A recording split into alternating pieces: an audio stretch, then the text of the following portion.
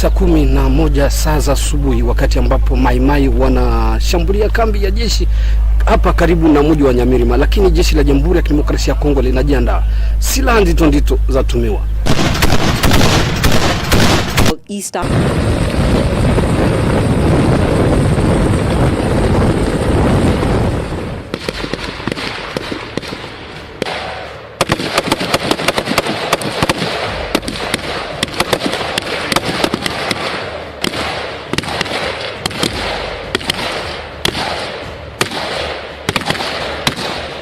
Reka nizere ko mumeze neza kandi mukomeye mwese aho muri hatandukanye mu bice binyuranye by'isi, ndetse n'abari mu burasirazuba bwa Repubulika Iharanira Demokarasi ya Kongo. Nizere ko mukomeye mwese. Uyu munsi ndaza kwibanda cyane ku kibazo cy'umutekano uri mu burasirazuba bwa Repubulika Iharanira Demokarasi ya Kongo, ariko kandi n'ikibazo Repubulika ya Demokarasi ya Kongo y'ubwayo ivuga ko ifitanye na leta y'u Rwanda. Turaza kuba tureba koko niba ikibazo ari Repubulika ya Demokarasi ya Kongo cyangwa se niba ikibazo ari leta y'u Rwanda, kubera ko murabizi neza hamaze iminsi ndetse n'igihe kitari gitoya cyane havugwa ikibazo cy'umutekano muke mu burasirazuba bwa Repubulika ya Demokarasi ya Kongo. Murabizi neza ko n'ingabo za AYEZ zoherejwe hariya muri Repubulika ya Demokarasi ya Kongo. Muzi neza ko n'ingabo za SADC nabyo nazo zivugwa yuko zishobora kujya muri Repubulika ya Demokarasi ya Kongo. Murazi neza inama zabaye mu by'ukuri zigaraze cyangwa se zemezaga ko ingabo z'umuryango wa Afurika y'Uburasirazuba zijya mu burasirazuba bwa Repubulika ya Demokarasi ya Kongo kugarura amahoro. Ariko muri iyo nama ndetse no mu gushetinga ingabo zagombaga kujyayo cyangwa se zanagiyeyo, ntabwo ingabo z'u Rwanda zigeze zihabwa umwanya cyangwa se zo zigeze zitoranwa kugira ngo zibe zajya kugarura amahoro mu burasirazuba bwa Repubulika ya Demokarasi ya Kongo. Impamvu mwese murayizi, abadukurikiye muri iki kiganiro murayizi, ni yuko Repubulika ya Demokarasi ya Kongo cyangwa se leta ya Kongo ishinja leta y'u Rwanda ko ariyo itera inkunga cyangwa se kanafasha umutwe wa M23 leta ya Kongo itanatinya kuvuga yuko ari umutwe w'abanyarwanda. Nyamara ari kubundi kuba baba bavuga ikinyarwanda ntabwo ari byo byakabaye ikibazo, kuko niyo nagiye no kureba mu minsi ishize Perezida wa Repubulika y'u Rwanda Paul Kagame yagiranye ikiganiro n'umunyamakuru wa Jeune Afrique, aravuga ngo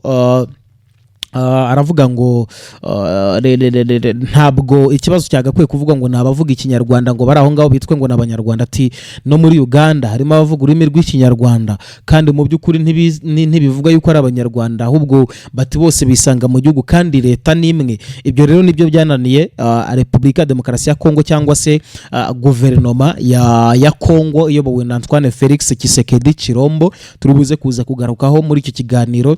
Turaza kureba se koko ubundi u Rwanda imikoranire yarwo na M23 ni ese koko u Rwanda rwemera ko rukorana na M23 cyangwa se u Rwanda rwemera ko ruvugana na bamwe mu bayobozi b'umutwe wa M23? Kuko muri buka inama yari yabereye muri Angola, niba ndi kwibuka neza, hari hemerejwe ko abakuru b'ibihugu ba Afurika y'Uburasirazuba bavugisha abayobozi b'imitwe b'umutwe wa M23 kugira ngo bahagarike ibikorwa byabo by'iterabwoba cyangwa se ibikorwa byabo byo guhungabanya umutekano wa Repubulika ya Demokarasi ya Kongo. Icyo gihe niba nibuka neza hari Perezida Kagame yari n'umuyobozi w'umuryango wa Afurika yunze ubumwe, kandi koko ibyo byarabaye na Perezida Kagame nk'uwari umuyobozi kandi wari witabiriye niyo nama, habaye kuvugana n'abayobozi b'umutwe wa M23, ariko ntabwo u Rwanda rwavugishije abayobozi b'umutwe wa M23 mu buryo bwo kugira ngo bakomeze bahungabanye umutekano wa Repubulika ya Demokarasi ya Kongo. Kandi abantu mwaranabibonye neza ko mu kuvugana nawo ibyo bawusabaga uyu mutwe warabikoze. babishyira mu ngiro mu by'ukuri. Repubulika ya Demokarasi ya Kongo yongera gusa naho ibaye igihugu kigarura amahoro cyangwa se kigarura cyongera kubamo ituze. Ibyo byose rero byarabaye kandi leta y'u Rwanda yarabikoze, amahoro arongera agaruka. Murabizi neza ko ingabo za M23 hari ibice zari zarafashe ziza kuza kubirekura zibivamo. Kubera iki? Kubera ibyo biganiro. Uyu munsi rero hari inkuru yasohotse kuri BBC gahuza miryango bashyize ahagaragara, ariko kandi n'igisirikare cya Repubulika ya Demokarasi ya Kongo nacyo cyamaze kuba kishyira ahagaragara ivuga yuko ngo ingabo z'u Rwanda zagerageje kwinjira ku butaka bwa Repubulika ya Demokarasi ya Kongo mu gitondo cyo kuri uyu mu gitondo cyo kuwa gatanu ubwo ni ku munsi w'ejo.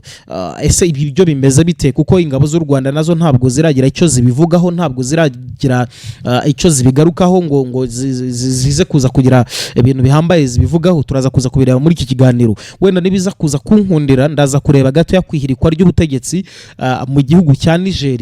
Ibi ngibi nabyo turaza kubireba, ihirikwa ry'ubutegetsi mu gihugu cya Niger rivuze iki kuko Ubufaransa nabwo buvuga ko perezida wafunzwe wa Niger ameze neza. Turaza kubigarukaho cyane. General Abdurrahman Chiani, uyu mugabo mu by'ukuri niwe muyobozi navuga ngo mushya muri iki gihe cyangwa se muri aka kamwanya nyuma yo guhirika ubutegetsi bwa President Bazoum mu gihugu cya Niger.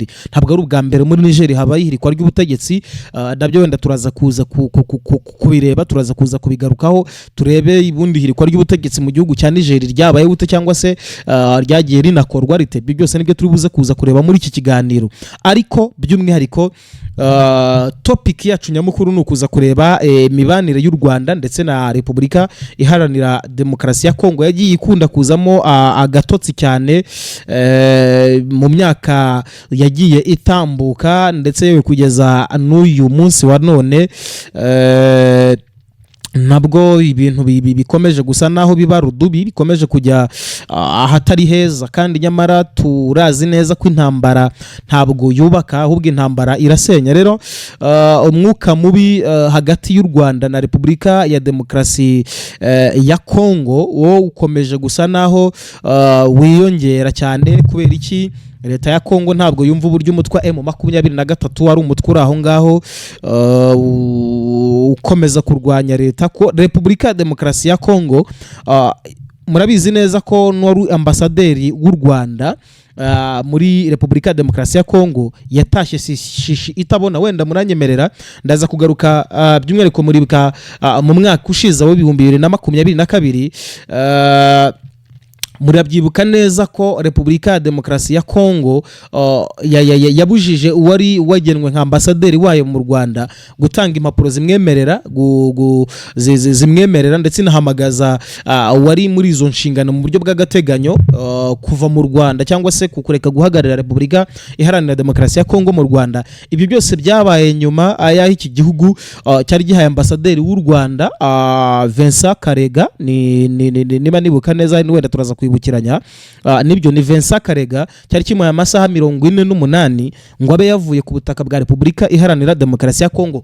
Kubera iki? Ibyo byabaga byari bijyanye n'ikibazo cy'umutekano mukeya cyari hariya Kongo itangiye no ikomeje no kwikoma leta y'u Rwanda ko u Rwanda ari cyo gihugu gitera cyangwa se gishyigikiye umutwe wa M23 kiwutera inkunga, ari byo ngo binatuma Repubulika ya Demokarasi ya Kongo ikomeza kubamo intambara z'akaduruvayo ndetse n'imvuru z'urudaca. Ibyo byose byarabaye. Wari ambasaderi w'u Rwanda ahabwa amasaha 48 yo kuba yavuye ku butaka bwa Repubulika ya Demokarasi ya Kongo. Ibi byaturukaga ku mwuka mubire wari hagati y'ibihugu bituranyi watewe n'iyubura ry'intambara z'umutwe wa M23.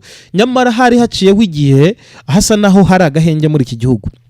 Hari haciyeho igihe hasa naho hari agahenge muri iki gihugu, ariko ibi byo byose biza kuza guhinduka nk'akanya gatoya cyane nkuko byari binakuye mu ibaruwa Minisitiri w'Intebe wungirije akaba na Minisitiri w'Ububanyi n'Amahanga wa Kongo bwana Christopher Tundura yari yanditse avuga ko Vincent Karega ngo wari ambasaderi w'u Rwanda muri Kongo yamenyeshejwe ko atagomba kurenza kuwa gatatu akiri ku butaka bwa Repubulika ya Demokarasi ya Kongo.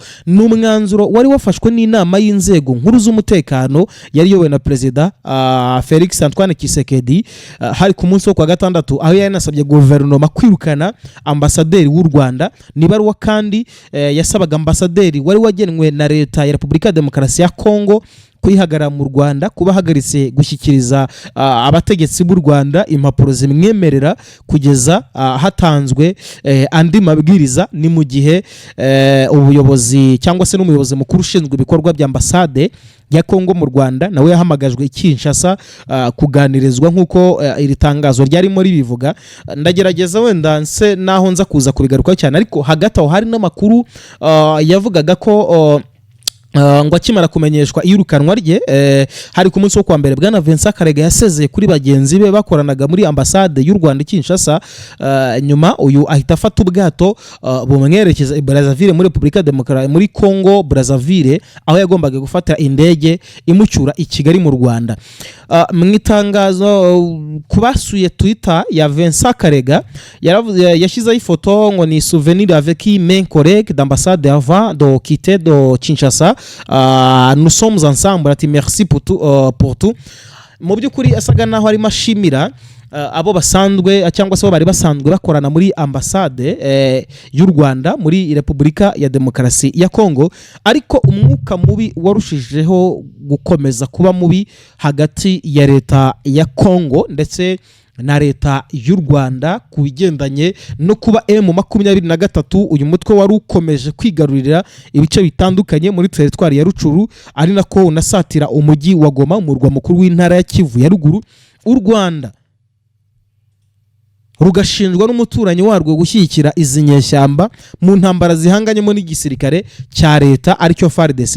Ibi ngibi ariko leta y'u Rwanda y'ubwayo yarabihakanye, ivuga ko nta ruhare ifite mu gukorana n'umutwe wa M23. Iravuga iti twebwe ntaho dufite, nta naho tugera duhura n'umutwe wa M23. Ati ibyo mubanze mu byumve. Mu itangazo baherukaga gushyira ahagaragara, ubutegetsi bw'u Rwanda bwari bwashinje leta ya Kongo guca ku ruhande ihindura umuturanyi wayo nyirabayazana w'ibibazo byawo bwite, ariko ngigamije kuyobya uburari ku ntege nke z'inzego z'ubutasi n'intege nke z'inzego z'umutekano za Repubulika Iharanira Demokarasi ya Kongo. Mu butumwa leta y'u Rwanda yanyujije ku rubuga rwa Twitter mu rukerera rwo kuwa mbere, Perezida Paul Kagame yavuze ko yagiranye ikiganiro cyiza n'umunyamabanga mukuru wa Loni Antonio Guterres ku kibazo cyo mu burasirazuba bwa Kongo. Muri ubu butumwa Perezida Kagame avuga ko inzira n'uburyo bwo gukemura ibibazo bikarangira mu mahoro biri muri bo, cyangwa se ati biri muri twe. Bati twubakiye ku nzira ya Nairobi, iya Rwanda ndetse n'inzira yewe n'indi mihate mpuzamahanga. Ni ubutumwa ashyize kuri Twitter avuga ngo I had a good discussion with the UNSG on the conflicts in the eastern province of DRC, the ways and means to escalate and address the issue to a peaceful end are with us building on the Nairobi, Rwanda and other international efforts. We just have to commit ourselves to applying them. Mu itangazo bashize ahagaragara, ubuyobozi bw'umuryango wa Afurika yunze ubumwe nabwo bwatangaje ko butewe impungenge n'umutekano ukomeje kurushaho kuba mubi mu burasirazuba bwa Kongo. Uyu muryango wahamagariye impande zihanganye gushyiraho agahenge bwangu, kubaha amategeko mpuzamahanga, umutekano n'ituze by'abaturage b'abasivili, hamwe no kubahiriza ituze ku mipaka y'ibihugu byose byo mu karere. Ikirenze kuri ibyo, umuryango wa Afurika yunze ubumwe wanahamagariye impande zihanganye kuyoboka inzira y'ibiganiro. Uyu muryango unavuga ko ushyigikiye byimazeyo inzira ya Rwanda igamije gusubiza mu buryo imibanire hagati y'u Rwanda na Repubulika Iharanira Demokarasi ya Kongo. Uyu muryango unashimangira ko ingamba z'umuryango wa Afurika yunze ubumwe, iz'umuryango wa Afurika y'Uburasirazuba n'iz'inama mpuzamahanga y'umutekano mu karere k'ibiyaga bigari zose ngo zuzuzanya kandi zigomba gushyigikirwa. Uyu rero ukaba waranashyigikiye Perezida Joao Lorenzo wa Angola mu muhate we nk'umuhuza hagati y'ibihugu bituranyi u Rwanda na Kongo. Ni mu gihe Perezida w'u Rwanda ni mu gihe Perezidansi y'u Rwanda ibinyujije ku rukuta rwa Twitter yatangaje ko Perezida Kagame yakire mu biro bye bwa Antonio Tete, Minisitiri w'Ububanyi n'Amahanga wa Angola, wari umuzaniye ubutumwa bwa Perezida Joao Lourenço wari uyoboye muri iki gihe inama y'umutekano ku karere k'ibiyaga bigari. Sasa rero ndagira ngo twinjire mu kiganiro no ku buryo bwa nyabwo. Mumaze kumva cyangwa se tumaze kumva uburyo imvano y'icyo kibazo cy'umutekano muke mu burasirazuba bwa Repubulika ya Demokarasi ya Kongo gihagaze. Muranibuka ko Amerika yahamagariye leta y'u Rwanda kurekera guha inkunga umutwe wa M23 kuko ambasaderi icyo gihe Robert Woods yasabye igice cya politike ariko cya Amerika mwishyirahamwe mpuzamahanga ONU, yabwiye ibihugu bigize akanama k'umutekano muri ONU ko imitwe irwanira muri Kongo irimo M23, irimo Codeco na DHRDC ikomeza kwica abaturage. Ejo bundi muri bukasaga yabaye yuko bamwe mu bayobozi ba M23 bahagaritse ibiganiro by'abanyamurenge byatambukaga ku maradiyo agera muri 30 muri Repubulika ya Demokarasi ya Kongo. Bamwe bavuga bati ntabwo ibintu byari bikwiye ko M23 n'abayobozi bayo bakora ibi bintu. Ibyo murabyibuka ko byabaye. Muribuka ku Rwanda na Kongo bateranya amagambo ku nkunga ihabwa umutwe wa M23. Ese twongere tugaruke. Umutwe wa M23 nubwo urwanira mu mashyamba ya Kongo, ariko kanavuga ko ibirwanisho n'intwaro ukoresha ubihabwa na bamwe mu basirikare ba leta ya Kongo. Ukanavuga ko iyo barwanya ahubwo bamwe banazita uyu mutwe wa M23 ngo gatwara ibirwanisho bakoreshaga. Ariko se koko M23 ibyo birwanisho ihora ibyaka igisirikare cya leta? None se igisirikare cya leta gihora gita ibirwanisho ku buryo M23 ibifata? Aho ngaho niho hari ikibazo nacyo gikomeye abantu ahubwo bakwiye kumva ndetse no kumenya.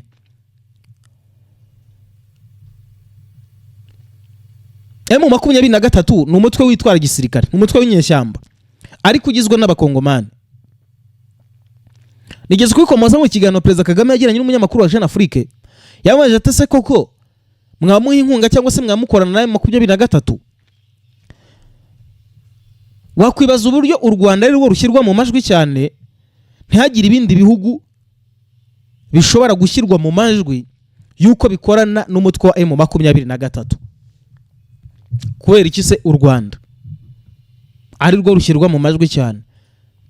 Muri East Africa igizwe n'ibihugu 5 cyangwa 6, ubwo ni u Rwanda, ni Kongo, ni Burundi, kikaba igihugu cya 3, kikaba Tanzania, kikaba igihugu cya 4, kikaba Kenya igihugu cya 5, kikaba na Tanzania igihugu cya 6. Niba nibuka neza hari Kenya iri muri East Africa igihugu cya 6. Sibyo? Ibihugu 6 bigize umuryango wa Afrika y'Uburasirazuba. Ibyo bihugu byose u Rwanda akaba aricyo gihugu cyiza kigashyirwa mu majwi. Bamwe bakabihuza no kuba u Rwanda rwarinjiraga muri Repubulika ya Demokarasi ya Kongo mu ntambara ya mbere n'iya kabiri.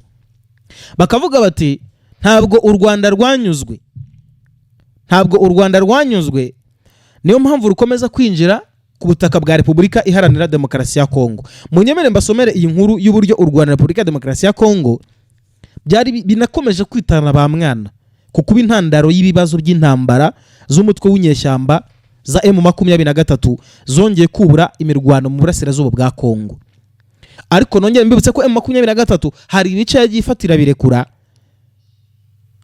igisirikare cya leta ya Kongo kibigarukamo, nyamara kirongera kiranagaruka kirasa umutwe wa M23, nyamara wari wemeye gushyira hasi ibirwanisho. Leta y'u Rwanda yari yasohoye itangazo ishinja Repubulika ya Demokarasi ya Kongo kurenga kubyo iki gihugu gituranyi cyemeye byo gukemura ibibazo by'umutekano muke binyuze mu nzira y'ibiganiro na diplomasi kikaba cyarahisemo gukoresha ingufu za gisirikare. Muri itangazo kandi u Rwanda rushinja igisirikare cya Congo Fardc gukora n'imitwe yitwaje intwaro irimo umutwe wa Fdrl. U Rwanda rwakunze gushinja kurugabaho ibitero runavuga ko ugizwe n'abahunze bakoze jenoside yakorewe abatutsi mu Rwanda mu mwaka w'1994. U Rwanda rukavuga ko kongera kubura ibitero k'umutwe wa M23 ndetse yewe no ku gisirikare cya Congo ngo biciye kubiri n'uburyo bwari bwemeranijwe ku rwego rw'akarere mu gukemura ibibazo mu buryo n'inzira z'ibiganiro by'i Nairobi muri Kenya ni Rwanda muri Angola, kuko ibyo biganiro ntibyemeraga yuko iyo ntambara iba, ahubwo byavugaga yuko intambara igomba guhagarara hakabaho kuza gushyirwa mu ngiro amasezerano yari yemeranijwe hagati ya leta ya Congo n'abayobozi b'umutwe wa M23. Ariko ntabwo ibyo leta ya Congo yigeze ibikurikiza cyangwa se yigeze ibikora ngo ibishyire mu ngiro. Habayeho ko baje ntibashyira mu ngiro ibyo bemeranijwe, ahubwo bo batangiza ibitero ndetse no kurasa ku mutwe wa M23, aribyo byatumye M23 byongera kubura imirwano. Ni itangazo kandi leta y'u Rwanda yavuzemo amagambo akomeye yavugaga ko Repubulika ya Demokarasi ya Kongo yakoresheje amagambo ahembera urwango rushingiye ku bwoko n'ikoresha ry'imbunda ziremereye igisirikare cya Kongo kirasa mu duce two ku mipaka gihana n'u Rwanda, hamwe n'ibirego rushinjwa bidafite ishingiro bidakwiye kwihanganirwa. U Rwanda ruvuga ko nubwo rukomeje guhohoterwa n'abategetsi ba Kongo n'igisirikare cyayo, ariko rwo rwongeye gushimangira ugutanga umusanzu warwo mu gukemura ibibazo by'umutekano binyuze mu nzira y'amahoro hashingiwe ku byemeranijwe ku rwego rw'akarere.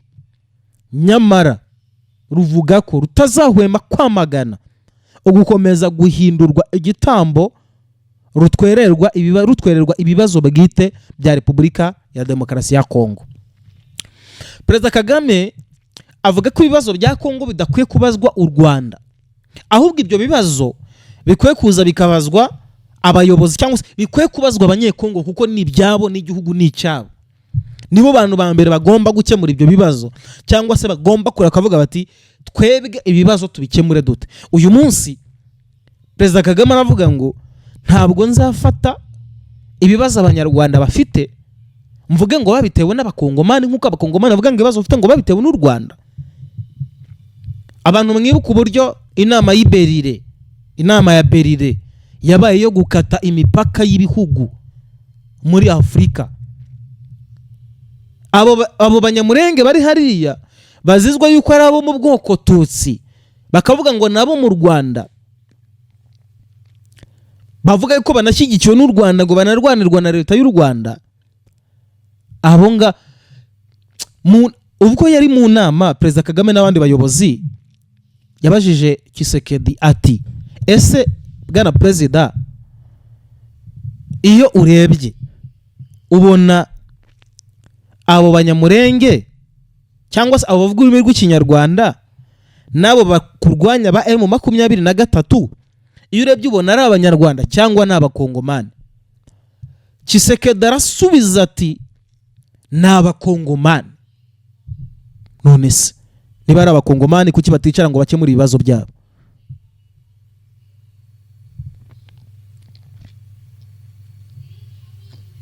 Muri iryo tangazo nanone leta ya Kongo ifata ibyatangajwe n'u Rwanda nk'ikindi gihamya cy'uko ngo rwiyemerera ko ari rwo rushyigikira M23. Ni itangazo rigira riti, wakwiyumvisha ute ko leta y'amahanga ivugira umutwe w'iterabwoba ukorera mu kindi gihugu? Leta ya Kongo ikavuga ko itiyumvisha uburyo igisirikare cy'igihugu cyakwangirwa kuzuza inshingano gihabwa n'itegeko nshinga zo kurinda abaturage bacyo n'inzego z'igihugu. Ibyihebe bigenzwa no kubiba urupfu n'ukwiheba mu baturage. Kongo ikavuga ko imyitwarire y'u Rwanda na perezida warwo Paul Kagame mu kibazo cya M23 ngo igaragaza uburyo buhagije gahunda yarwo yo gukomeza kwivanga mu bibazo bwite bya Kongo, ngo rugamije ko mu burasirazuba bw'iki gihugu haguma icyuka cy'ubwoba ngo rukomeze ubusahuzi bwamenyekanye hose mu ruhando mpuzamahanga. Leta ya Kongo ikaba inashinja u Rwanda kugaragaza imyitwarire ivuguruza ibyo rwiyemeje mu biganiro by'amahoro bitandukanye kuva ku Nairobi i Rwanda ndetse no mu nama abakuru b'ibihugu bya Kongo n'u Rwanda bagiranye na perezida w'u France Emmanuel Macron i New York muri Leta Zunze Ubumwe za Amerika, aho abo bose Kongo ikanavuga ko impande zirebwa n'ikibazo zose ziyemeje kurandura imitwe yose yitwaje intwaro harimo na M23. Ndagira ngo ikintu mu cyumve neza, niba koko se u Rwanda ruvugira umutwe wa M23, kuko u Rwanda ntirwahemye kuvuga yuko ruzi impamvu M23 irwana, ntabwo rwahemye kuvuga neza ko ruzi impamvu M23 irwana, ahubwo izanakomeza kurwana mu gihe iyo mpamvu itaratungana.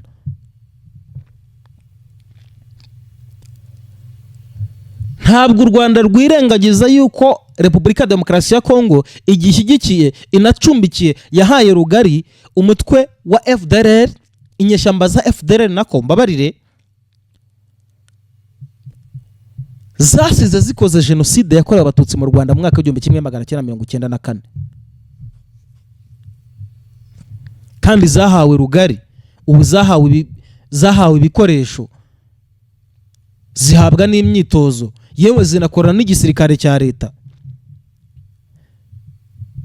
Niba Kongo itareba ko FDLR ari ikibazo ku Rwanda, u Rwanda rwo ruza kubona yuko noneho M23 ari ikibazo kuri Kongo gute? Aho ngaho nibyo abantu bakwibaza. U Rwanda sigake rwahwemye gusaba ko abasize bakoze jenoside yakorewe abatutsi mu Rwanda bataha boherezwa mu Rwanda, ariko Repubulika ya Demokarasi ya Kongo ntabwo yabikoze. Ibyo rero byo kuba M23 ikomeza kujujubya no gushwiragiza igisirikare cya leta yewe na guverinoma ya Kongo yewe na Kisekedi, ntabwo bireba u Rwanda. Icyo ni ikibazo cya Kongo, ntabwo kireba Abanyarwanda.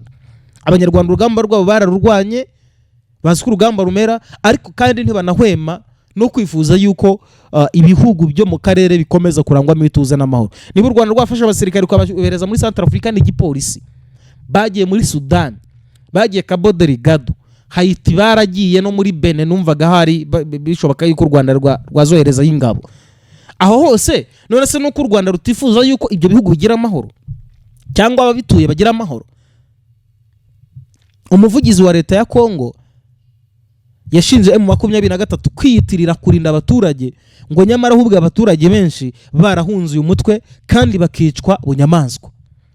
Bwana Patrick Muyaya Katembwe, umuvugizi wa leta ya Kongo, asoza muri itangazo avuga ngo igihugu cye cya Kongo ngo cyongeye gushimangira ubushake bwacyo mu kubaha ibikubiye mu nzira zose z'ibiganiro by'amahoro, ariko kandi gitsimbara cyane ku guhagarika ibyaha n'ibikorwa by'iterabwoba birimo gukorwa n'umutwe wa M23 ukikiwe n'u Rwanda. Nyamara umutwe wa M23 nawo mu ibaruwa wandikiye umukuru w'akanama ka Loni gashinzwe uburenganzira bwa muntu urashinja igisirikare cya leta ya Kongo Fardc ibikorwa by'ubwicanyi ku baturage b'abasivile no kurenga ku mahame mpuzamahanga agenga intambara. Nibaruwa harondorwamo ahantu hatandukanye ho muri Rucuru mu ntara Kivu ya ruguru. Igisirikare cya Kongo cyakoresheje ibibunda biremereye mu kurasa ku basivile mu ntambara yamaze iminsi 5 hagati y'itariki ya 20 n'iya 24 y'ukwezi kwa 10 2022. Umutwe wa M23 kandi unarondoramo amwe mu mazina y'abantu baba barahitanwe n'ibyo bisasu, ndetse ukavuga ko bimwe mu byaguye hakurya y'umupaka mu gihugu gituranyi cya Uganda. Niba M23 ishinja igisirikare cya Kongo kubafatikanya n'umutwe wa FDLR hamwe n'indi mitwe yitwaje intwaro mu kugaba ibitero ku baturage b'abasivile uretse kugaba ibitero ku basivile M23 inashinja igisirikare cya leta ya Congo FARDC gufunga inzira yari yagenewe kunyuzwamo ubufasha bw'ibikorwa by'ubutabazi. M23 yasabye umukuru w'akanama Karoni gashinzwe amahoro n'umutekano gukora iperereza ryihariye kuri ibyo byaha byose byo mu ntambara birimo gukorwa n'igisirikare cya leta ya Congo ku baturage cyakabaye kirinda. Intambara ishyamiranyije umutwe wa M23 uvuga ko uharanira uburenganzira bw'abanyekongo bavuga ururimi rw'ikinyarwanda yongeye kubura mu buryo bukomeye nyuma y'agahenge k'ibyumweru bikeya ndetse nta n'imirwano yari yarabayeho. Mu mezi 3 umutwe wa M23 unagenzura umujyi wa Bunagana wo mupaka Kongo ihana na Uganda n'uduce tundi twegereye muri teritwari ya Rucuru. Imirwano y'ubuye hari hamaze imyigaragambyo y'abaturage hirya no hino mu ntara ya Kivu ya ruguru n'iy'amajyepfo basaba ko Bunagana yabohozwa ikavanwa mu maboko y'inyeshyamba. Ibyo ni ibintu byabaye mu burasirazuba bwa Repubulika ya Demokarasi ya Kongo. Muri Repubulika ya Demokarasi ya Kongo ibyo ni ibintu byabaye. Ndasa naho nihuta cyane kugira ngo mve kuri iyi ngingo irebana n'umutwe wa M23 ahubwo noneho nirebere ku Rwanda na Kongo kuko RDF ihakana ibyishinjwa na Fardc byo gutera Repubulika iharanira Demokarasi ya Kongo. Uti gute rero igisirikare cya Repubulika ya Demokarasi ya Kongo ku munsi w'ejo cyatangaze ko ndetse n'ubu kiranatangaza ko ingabo z'u Rwanda zavogereye ubutaka bw'iki gihugu zikirukana abaturage. Munyemereye inkuru nyabasomere. Ni ingabo za Repubulika ya Demokarasi ya Kongo FARDC zivuga ko ngo zasubije inyuma igitero cy'ingabo z'u Rwanda RDF. FARDC kavuga ko ngo zambutse umupaka zinjira muri iki gihugu mu gitondo cyo kuwa kane. Mu itangazo umuvugizi wa FARDC General Major Sylvain Ekenge yavuze ko ngo abasirikare ba RDF binje ku butaka bw'iki gihugu saa 3 za mu gitondo birukana abaturage baho bari batekanye ku butaka bwabo. Mu itangazo RDF yavuze ko ibyo birego bya FARDC nta shingiro bifite kandi ko bihuye n'ibyo ubutegetsi bwa Kongo bumaze igihe bukora by'amakuru atari ukuri agamije kuyobya n'icengeza amatwara ryo kwihunza ibyo bwananiwe mu kubumbatira amahoro no gucunga umutekano mu mipaka y'igihugu. RDF yanashinje ubutegetsi bwa Kongo gukomeza gufasha no guha intwaro umutwe wa Fdrl urwanya u Rwanda ukorera muri Kongo ndetse FARDC ikaba irwana iri kumwe n'uyu mutwe nkuko RDF bivuga. Iyo urebye nkuko General Ekenge bivuga ngo abasirikare ba RDF atanavuze umubare ngo barabo kongera imbaraga zayo cyangwa se renfort ngo no gukomeza guteza umutekano muke muri iki gihugu cya Repubulika iharanira Demokarasi ya Kongo. Kongo isanzwe ishinja u Rwanda kwihisha mu mutwe w'inyeshyamba wa M23 kugira ngo rukomeze gutera iki gihugu. Ikirego u Rwanda rwakomeje kugenda ruhakana. BBC gahuza miryango yagerageje kuvuga n'umuvugizi wa RDF n'umuvugizi wungirije wa leta y'u Rwanda ariko ntibabashije gusubiza. Ntabwo babashije gusubiza. Muri iri tangazo rero General Ekenge yavuze ko mu gutabara abasirikare ba FARDC ngo bashinzwe gucunga umutekano wo ku mipaka boherejwe aho byabereye batewe nabwo ngo n'abasirikare ba RDF. Imirwano yakurikiyeho anavuga ko ngo yatumye FARDC isubiza inyuma aba basirikare b'u Rwanda bakoze ubushotoranyi butakwihanganirwa. General Ekenge avuga ko FARDC ngo yongeye gutanga umugabo ku rwego rw'igihugu no mu mahanga, kandi ko guhera ngo ubu ngubu igiye kujya isubizanya ingufu nyinshi no gukoresha uburenganzira bwo gukurikira RDF. FARDC itangaje ibinyuma yuko ku itariki ya 19 y'uku kwezi yari yatangaje ko u Rwanda rwateguraga gutera Kongo rwitwaje guhashya umutwe wa FDRL. Ngo icyo gihe leta y'u Rwanda yasubije ko itigeze itangaza ibyo, kandi ko iri tangazo ngo rivuga ko igitero cyangwa se navuga icyo gitero ritabayeho. Urushinja FARDC gushaka urwitwazo rwo gukaza ubushyamirane n'u Rwanda no guha inshingano igitero yagaba ku butaka bw'u Rwanda. Mu itangazo ryayo kuri wa gatanu, RDF ivuga ko imirwano plutôt irimo kubona ugukomeza kubaho kw'ibirego bitari ukuri no gushyigikira ibintu ku yindi ntera. Ivuga ko ibi bishobora kuba urwitwazo rw'igitero giteganyijwe cya FARDC FDRL ku butaka bw'u Rwanda.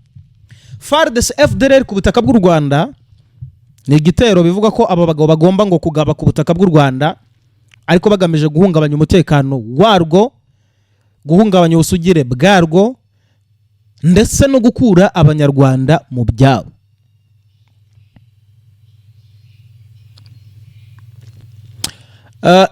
Igisirikare cy'u Rwanda kujya muri Kongo cyagiyeyo, ariko kijyayo mu ntambara ya mbere ndetse n'iya kabiri ya Kongo, nabwo guhashya iyi mitwe itwara gisirikare yasize ikoze jenoside yakorewe abatutsi mu Rwanda mu mwaka w'1994.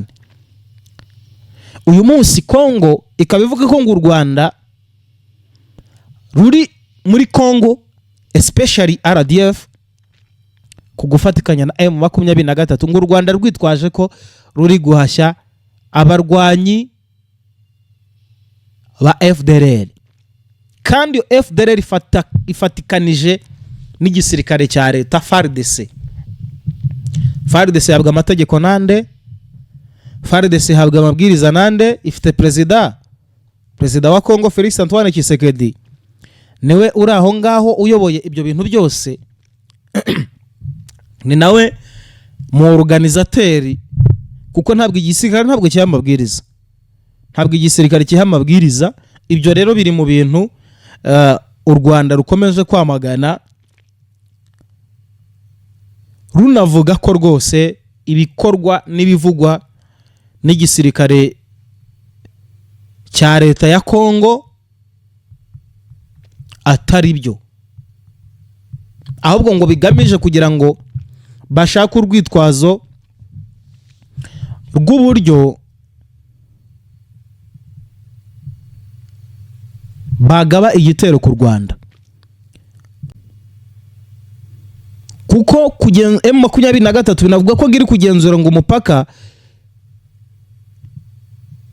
uhuza Repubulika ya Demokarasi ya Kongo na Uganda, nyuma y'uko FARDC nabo bafatanije bahunze nta mirwano ibayeho. Umupaka wa Ishasha ubundi uherereye mu birometero 60 mu majyaruguru y'uburasirazuba bw'umurwa mukuru wa teritwari ya Rucuru. Ni umupaka wa kane winjiza ibicuruzwa byinshi mu ntara ya Kivu y'Amajyaruguru. Nyuma y'igihe kinini rero uyu mupaka wabunagana ufashwe n'umutwe wa M23.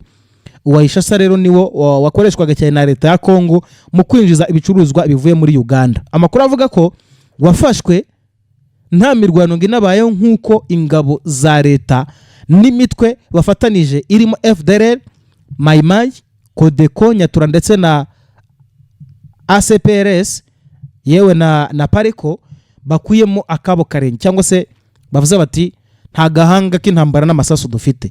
Kugeza ubu n'umutwe wa 23 n'uri kugenzura ibyinjira n'ibisoka muri uwo mupaka unyuzwaho ibicuruzwa byinshi.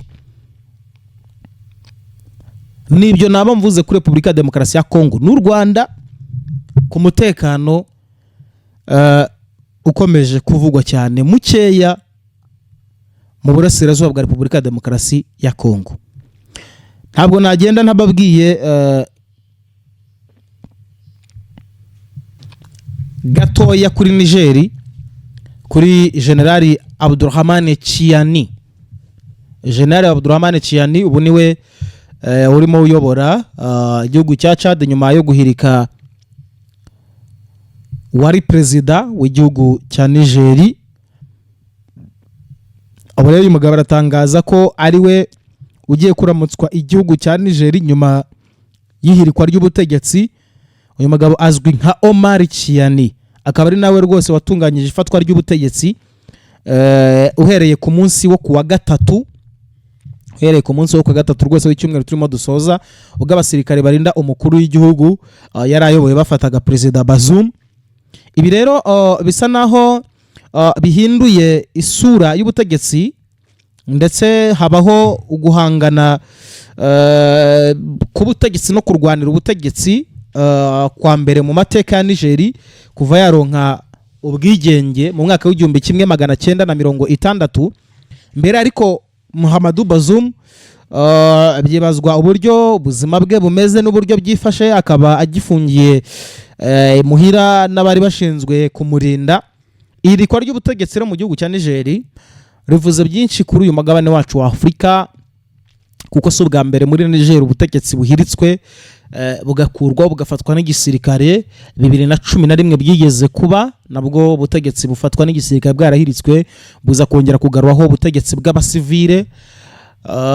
Ntabwo ari byo gusa, kuko no mu yindi myaka yagiye ibanza cyangwa se no mu yindi myaka yagiye iba muri Niger ahangaha ubutegetsi bwagiye butembagazwa cyangwa se buhirikwa n'igisirikare cy'igihugu, bukagira gutya bukongera bukagaruraho ubutegetsi bw'abasivile n'ubw'abasivile bwariho bukongera bukabakuraho. Nigeria kandi yagirangwa cyane ukwibasirwa n'abaterabwoba b'abajihadiste. Urebye kuva mu kinyejana cya gatanu mbere y'ivuka rya Yezu Kristo no kugeraho Niger yari imaze kubona ubwigenge ikesha igihugu cy'Ubufaransa, Nigeria yakomeje kuba mo indiri y'intambara zitari nkeya cyane.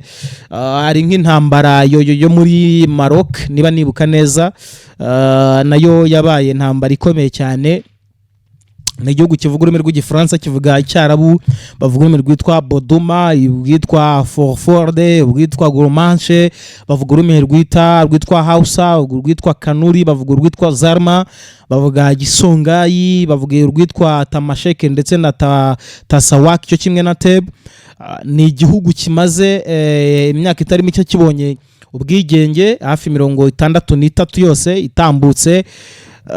Ni leta ya Niger rero kugeza uyu munsi wa none navuga ni igihugu gikennye cyane mu buryo bugaragara ko uyu munsi iki ni igihugu cyugarijwe n'amapfa. Leta yarimo ishaka uburyo bashaka uburyo bacukura amabuye y'agaciro ndetse ubwo ni za zahabu ndetse n'amapetroli. Ibyo byose ariko uyu munsi wa none ubutegetsi bwahiritswe, kuko impamvu nimo ndabivuga muri 1999 ahagaruweho ubutegetsi bw'abasivili.